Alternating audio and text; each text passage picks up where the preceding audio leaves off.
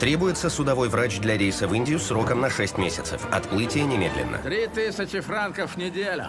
Личная каюта в санчасти, еда 2 раза в день в офицерской столовой. Не сказка, но зато все честно. Когда отплытие? Завтра утром. Я мог бы соврать, что я врач, но не буду.